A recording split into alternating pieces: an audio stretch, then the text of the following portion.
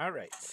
So, recently started experimenting with TensorFlow, and this is literally, um, if you go to their website, you can go through getting started, kind of documentation, and they have a tutorial, that kind of just kind of walks you through the basics of TensorFlow. And this video is kind of I put all that together in one script, and this is just kind of a walkthrough of that. So basically, there's kind of two main things in TensorFlow that you're basically working with. The first is basically what's called a tensor, and you can think of it as a kind of a node in a node graph, right?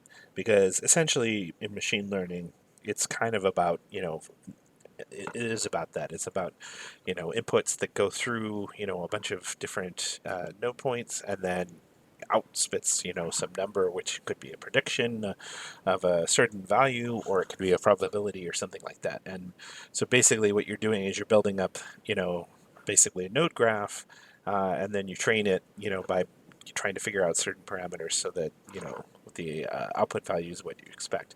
The first type of tensor that I have in this demonstration is just a constant.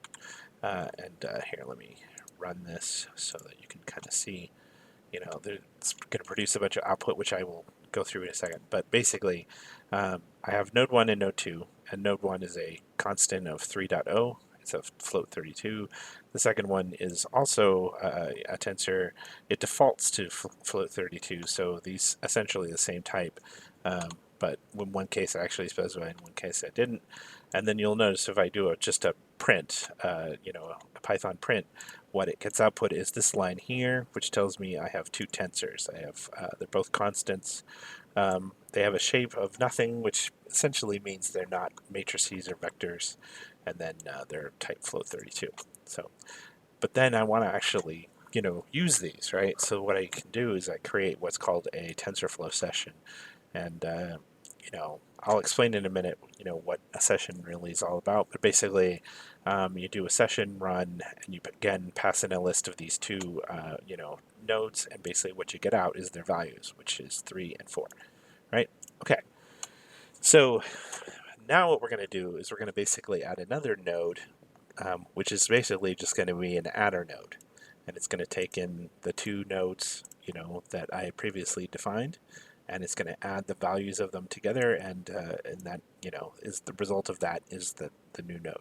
So if I print that one out, again I get a tensor. You can tell from this it's an add, and it again it doesn't have a shape because it's a it's a function, not a number. But what it does result in is a float 32, right? So basically you do that, and then you run node 3, and what it happens is that it takes the values from the two input nodes, which is node 1 and node 2, which are constant values, adds them together, and then prints that out. So what we get is 7, right? Okay. The next type of tensor is what's called a placeholder, and it's kind of like a input value, right? So if you think of a like a lambda expression, right? So you have a function, and it takes inputs, and so it won't actually do anything until those inputs have been specified. So that's what a placeholder does.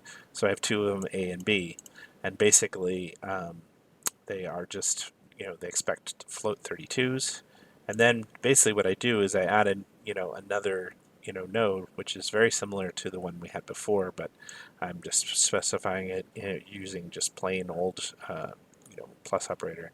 So what you get is this is a new node that takes these two placeholders, adds their value together, right? Then what I'm going to do is I print the session run, I take my little adder node, and then this is how I'm specifying the values for the placeholders. So A will have a value of 3, and B will have a value of 4.5. So the adder takes those two values together, adds them, and then outputs 7.5, which is what we expect.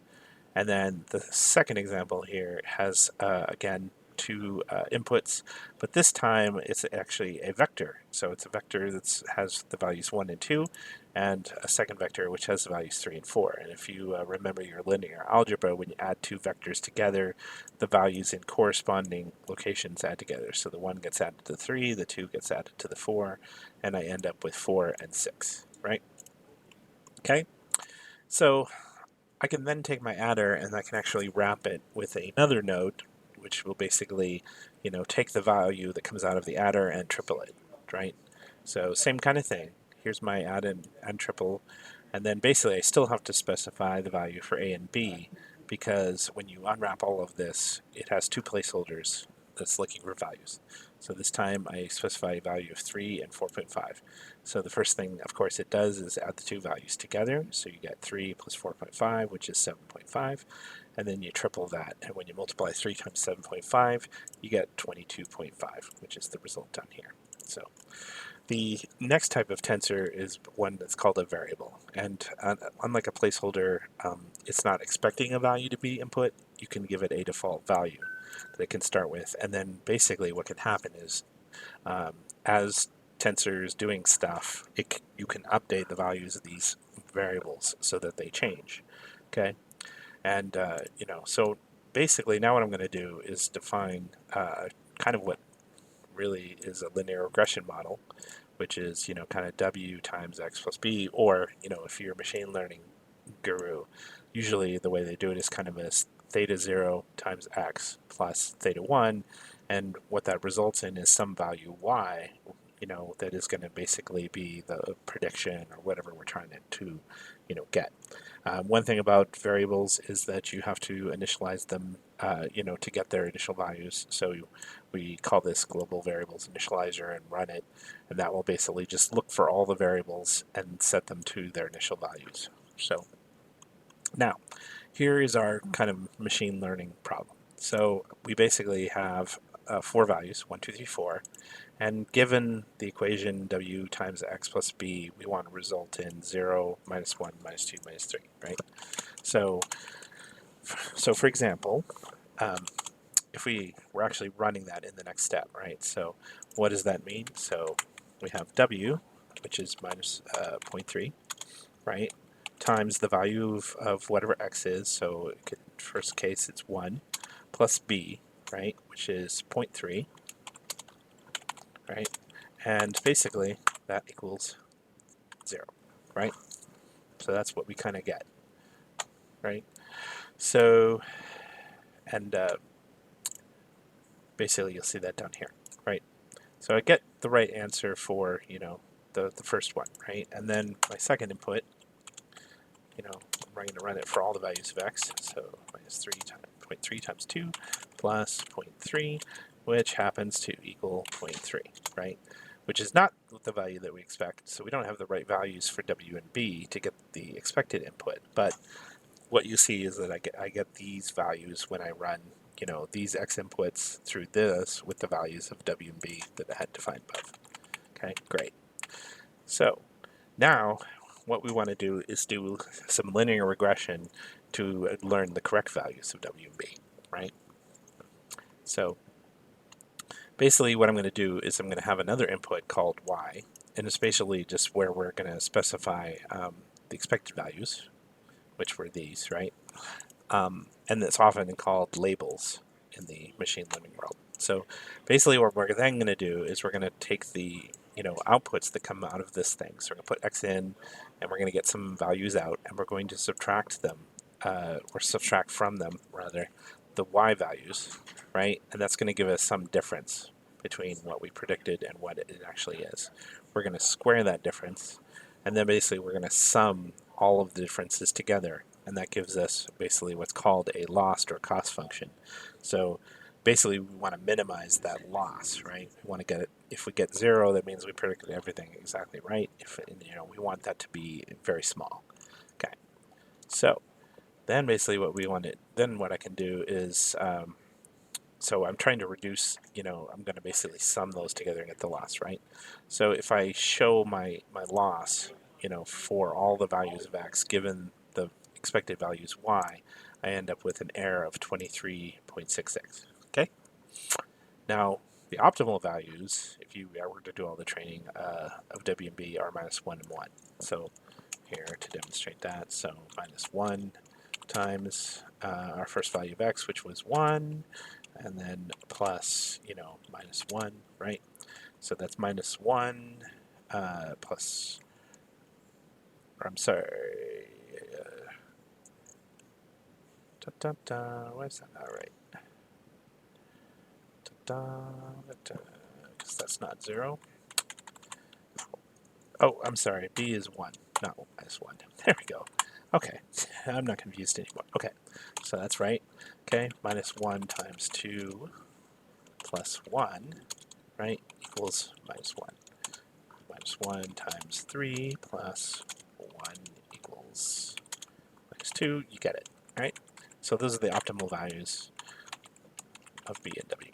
Okay, and if I run that through, and I basically want to compute the loss now, right, I'm going to get 0, because those are the optimal, values. Okay, so now how do we actually train it so that we get the right values? Well, first we I'm going to do a gradient descent, and we're going to do a learning rate of 0.01. And the details of gradient descent are beyond the scope of this video, but it's basically a method by which you slowly change the values of W and B so that we get closer and closer and closer to the optimal value.